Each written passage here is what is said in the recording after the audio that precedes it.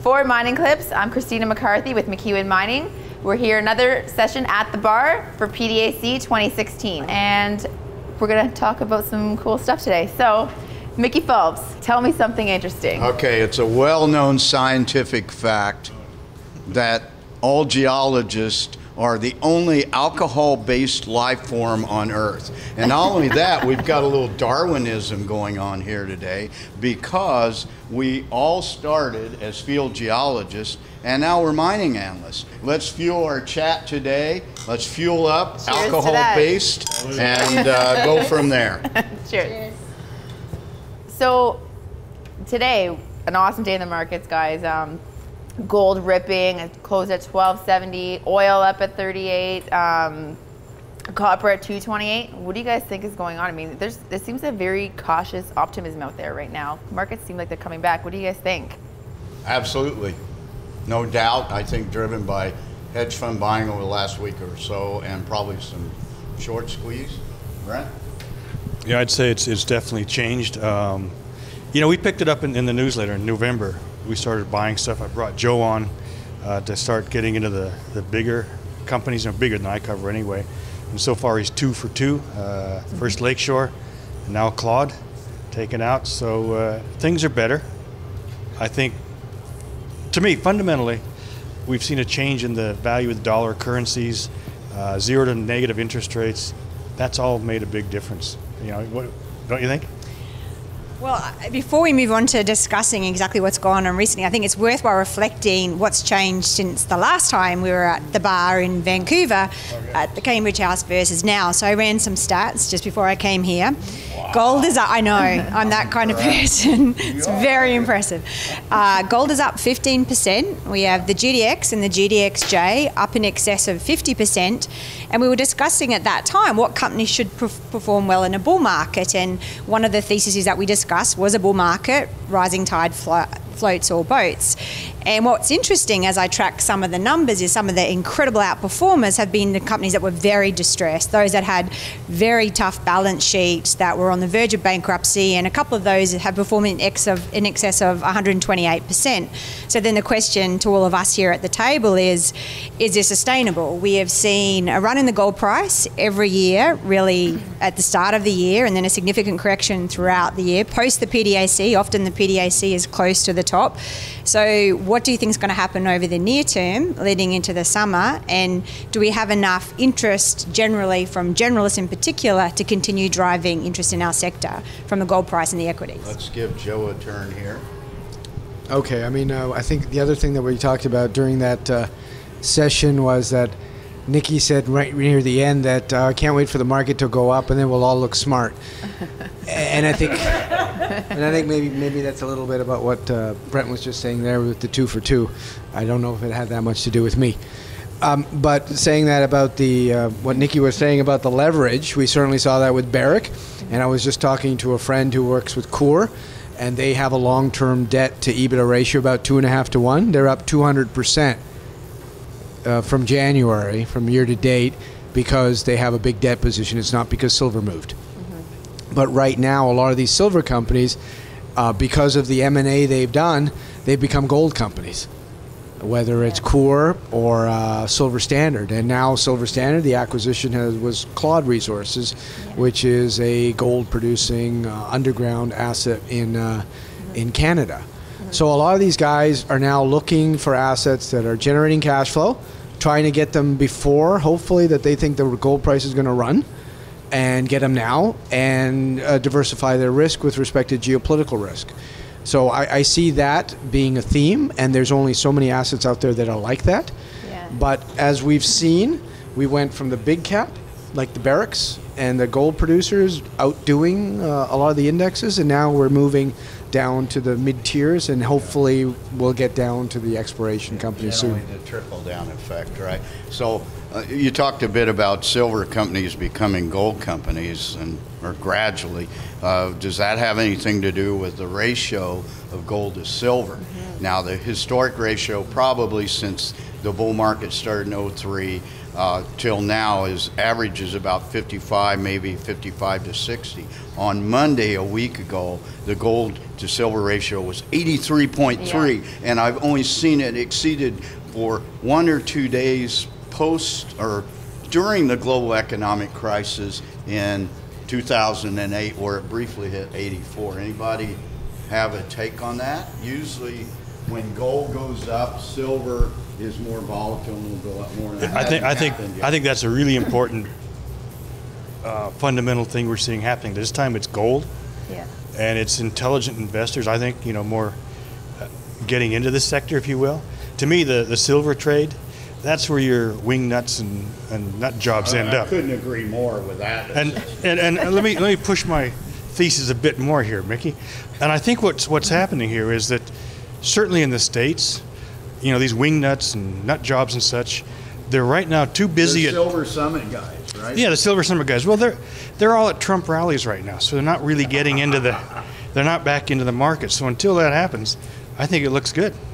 Right? You're saying they're all at Trump rallies, that's why they're not buying silver? Yeah, they're too busy somewhere else. But having said that, some of the silver equities have been performing incredibly well, particularly those that are high leverage. So even though the silver price, I agree, we've got very unusual ratios with silver to gold, but the underlying equities have been performing well. Now, a question that I've been asked, and I'd like to ask this audience too, is the Trump effect. There's a lot of debate about whether or not the enthusiasm for Trump and the potential for him to get in power, and that's influencing the gold price, which is obviously different thesis to the more fundamentals in terms of what's going on globally with currencies, with debt, with NERP, et cetera, et cetera. We've got two Americans here. What's your perception of? I don't see that connection at all, personally. I don't think that the current political situation, whatever you think about it, whichever side you're on, Trump or Hillary, I don't think that is what's driving the gold market. I think the queasiness, the uneasiness in the markets, and I am also a strong proponent of the idea that hedge funds have moved big time into the commodity space. Because it's not only gold, it's oil, it's copper. Iron ore was up $20 a ton today. Now that's not traded on the world market, but Christina, give us a take here. Well, actually, I have a question for you. So everybody knows my boss is a very big gold bug, Rob McHugh, and he has been predicting $5,000 gold for quite so many years now. What do you think? When pigs fly. What's that? When pigs fly. And that doesn't mean that I'm not a bit of a gold bug, but I also want to think of myself always as a realist. And even when gold was on its big run and it actually intraday hit over 1908 in New York that particular day on September 8th, 2011, it's ingrained in my pea brain. I was very adamant at that time, gold will not get to $2,000. It never did. So, the gold market, no matter how speculative it becomes, that's a big, big upside, and I don't see it happening, even $2,000 an ounce. Anybody? I mean, personally, I don't want to live in a world with $5,000 gold. A lot of people say that. That's better than a bunch of guns and bullets. Right? Well, did you ever see that movie, The Road? Yes. And there's a scene in in the movie, or in the book especially, where this guy's traveling with his family, and they just, they're just awful, end of the world type thing.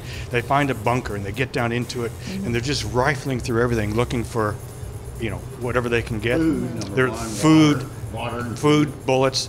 And there's gold bars, and the guy's like, doesn't even need them. That didn't matter. It was food and bullets. Yeah, well, and I don't want to live in that world. I guess basically what I'm saying. Yeah, but but we all have the best training exercise, which is The Walking Dead. We know what we do in that world, that of $5,000 gold. What I think is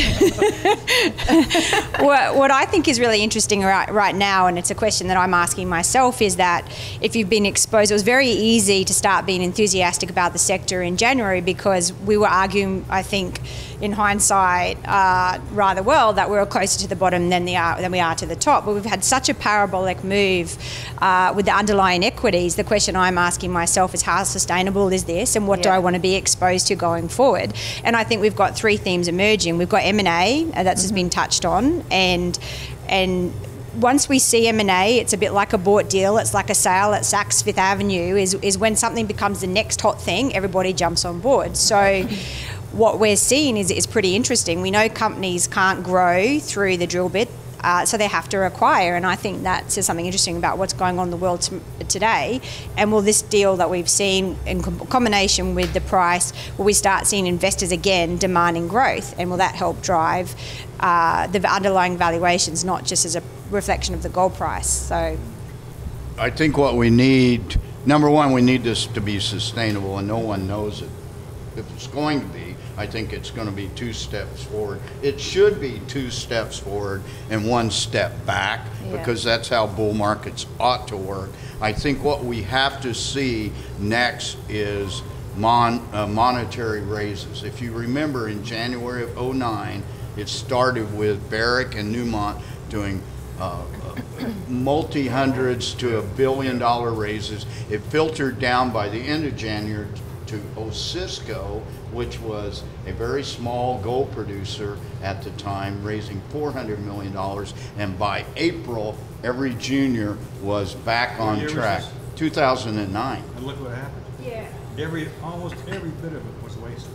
Well, yeah, I'm not saying, but valuation No, but you bring up went up, and at least we can trade stocks and make money. I mean, that's what we're trying to do, right? You're only buying a stock to make money. I would agree. I mean, there's a difference between a great asset and a great share price. Sometimes those two things aren't correlated, because you can make a huge amount of money out of crap. We discussed this last time.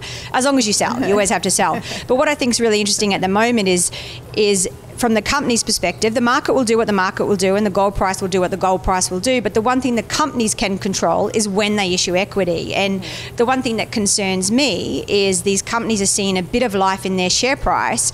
Are they going to hit the bid? And if they hit the bid, they remove all the tension out and talk out of their share price, and they remove the demand. And then the journalists step away from the sector. Again, we saw this happen last year, going, these guys don't understand how to run their businesses effectively. And one thing I would like to see is companies have the faith in their underlying assets that some of their investors do, and wait until people are screaming for your paper, not the first time your paper moves 20%. Yeah, it depends on how desperate they are for money. That's true. That's Your turn. Pierre Lassonde used to say, you feed the ducks when they're quacking. That's it. And so when there's demand, you go and do it, because you're not sure if that's going to happen again, because we've had 3 years of no demand. And so they're not sure if the gold price is going to go the other way. So people will take the bid if they want to and be opportunistic. The whole issue for me right now is like, yeah, we've seen M&A, but the M&A is obviously all share transactions, no cash, because nobody has any cash. And then it's not growth for growth's sake. Right now, it's all been very suitor specific. What do I need? And what's out there? And there's not been a multiple bid since Malarctic. So we haven't seen people competing. The first compete we've seen is really the compete for Gold Standard Ventures equity between Oceana and Goldcorp. That's the first time I've ever seen something like that with a junior company. Right. And that's very unusual. Competition. And then that's the whole thing, is this competition. Yeah, she wants to say something. Oh, okay. No, sorry, I'm on a bit of a roll. Okay. I want to hear it. You're not drinking your beer. Sorry. No. I'm talking. No, but yeah, I think Joe raised an interesting point about the companies are not making money. But if you look at the Australian producers, for instance, they are generating a very, very significant amount of cash, because they very quickly reacted to the gold price retraction.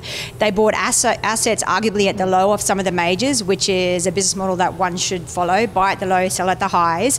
They very quickly turn those assets around, and they are generating meaningful cash.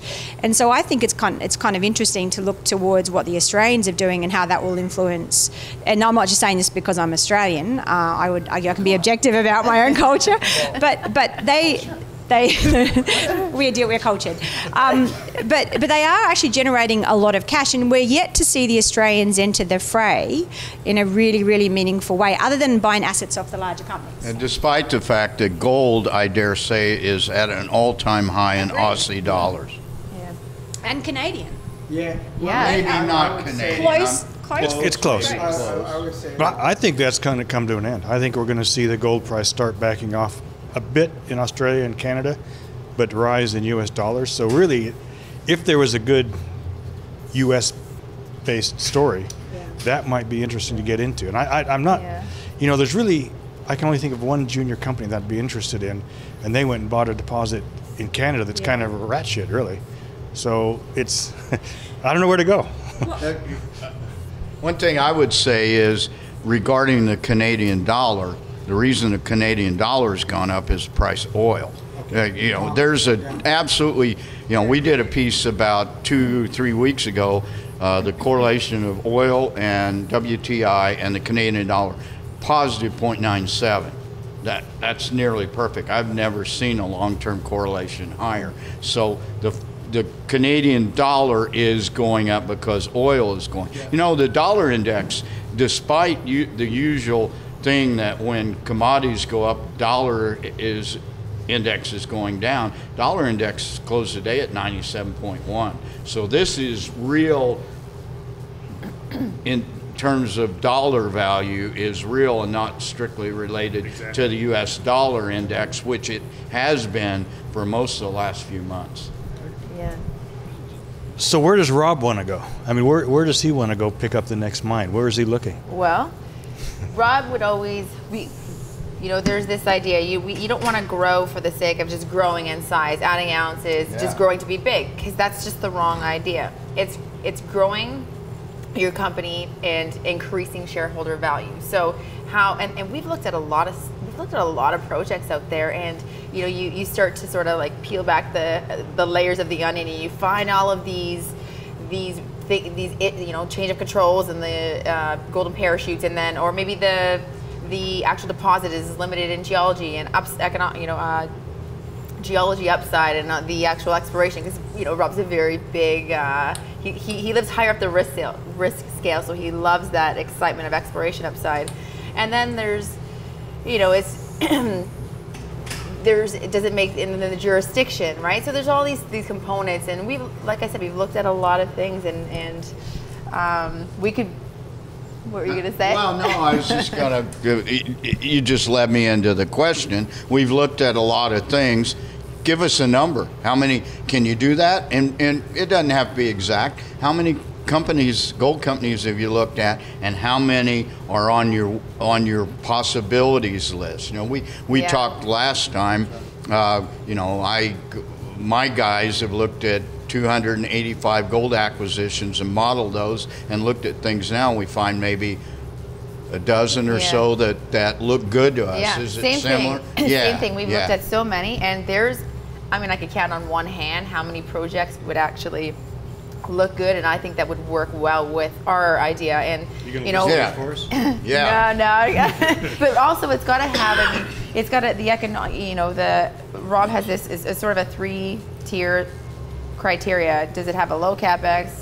Is the IRR above 20%? Absolutely. And and when's the payback? When are the shareholders going to make money? And Rob's always been Rob doesn't take a salary, and not that he really needs to. He hasn't, and he owns 25% of our company, and he's very aligned with the shareholders that way, and he'll make money if his shareholders make money. But then the question becomes, what assumptions is everybody looking to view that investable universe? Because obviously the level of attractiveness changes depending on currency, gold price assumption, cost assumption. We've seen deflation in every labour input. So a lot of these assets that looked very unattractive 18 months ago, given the decline in all the input costs, are starting to look better on the scales. I think a lot of that probably has to do with the strength of the U.S. dollar. Yeah, I don't buy it. I mean, Australian my experience has been that most of these marginal deposits of any sort, they stay that way no matter what. I would guess maybe 30% of these deposits work with a higher gold price. The rest have fundamental problems that just don't work. But I think we all agree that there's a paucity of decent projects out there, but the problem is I think we all know what those decent projects are, and most of them are very highly valued because there's a scarcity effect at play. Yeah. So if they're highly valued, if you're a deep value investor, it becomes tougher to buy them. So as you look at the investable universe, it's to look maybe down as the tier 2 assets, those assets that maybe don't look so compelling yesterday but are looking more attractive today. Yeah. And as long as like a stale beer over there. No. That'll do. No. That's only at 2 a.m. when the bars are closed. Okay. I think you can't change the geology, but you can work on everything else. So if you're change You can't change the geology, but you can massage the other elements, and so I think it's going to be interesting. I saw that in Australia with this mine. I saw a stall with Newmarket. I mean, there's really no way that thing should be making any money, but it does.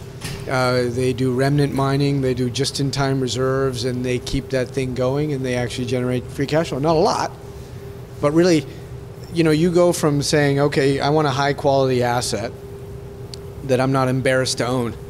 That's how restrictive you get because you don't want to lose any money. And now you're going, oh, you know, I'll take this really nice asset, but maybe, they got another asset over here that doesn't work right now, but maybe it works at 1,300 or 1,400. So I'll take that. I'll take that over another company with the same thing, but without that. And then I'm getting to the point, the next step would be to saying, all I've got is this levered asset, and do I buy it? But You know, it's sort of like, I don't know, Dante's Inferno, you know, the different levels. How far do you want to go to hell? But I mean, that's sort of where we're getting to right now, is that I always want something that's generating some free cash flow to sustain the other operations at least. But if they've got some leverage, then I get a little bit of that if gold does run. I would argue that 20 years ago, most of the assets in production, everybody would have been embarrassed to own them. I mean, it's through the viewfinder of today that we look at our assets, and we've had, whether it's technology improvements, like heap leach before the heap leach technology was advanced, nobody in their right minds would have wanted to obviously own a low-grade deposit that was only amenable or economic using heap leach technology. So there are step changes that in technology that change the function of which you view an asset. Just to me, I keep coming back to the fact that there are very, very few decent assets out there. Yeah. And I don't think there's the unicorn that everybody is looking for, which is an asset that no one has discovered, that makes sense at $1,100 gold, that can produce meaningful cash flow, that can be used as a lever into growing your business or whatever the strategy is. Everybody's looking for that asset, and it doesn't exist. That's not it's not found. Yes, which means we need to see exploration. Which exactly, that's what we're doing. That's what we're all here for, really, is to find that one that's going to go up 10 times. And I think they're out there. It's just getting more and more difficult to find them. But you know, I feel real lucky because we get to travel the world, look at these things in person, and make a decision. And, you know, we don't got to buy anything we don't want to. That's great. That's really true, and I think the bottom line here is, and I'm going to go back to when I first did gold exploration, and I'm going to date myself here, 1978 in Nevada, and we found Tonkin Springs during that program. We found Kinsley Mountain. Those were developed by different companies, but we found 2 producing mines, albeit small. But our threshold at the time was, and this was with Real Algam, one of a major mining company, our threshold was 100,000 ounces at 0.3 ounce per ton gold, not grams. You know, that would be what, 10 grams of gold. Yeah. So that's what our technology has done. And I think I'll end it there by having a toast, and I think you'll all, as geologists, agree with this. Every good geologist knows that grade is king. Yes. Cheers. Cheers.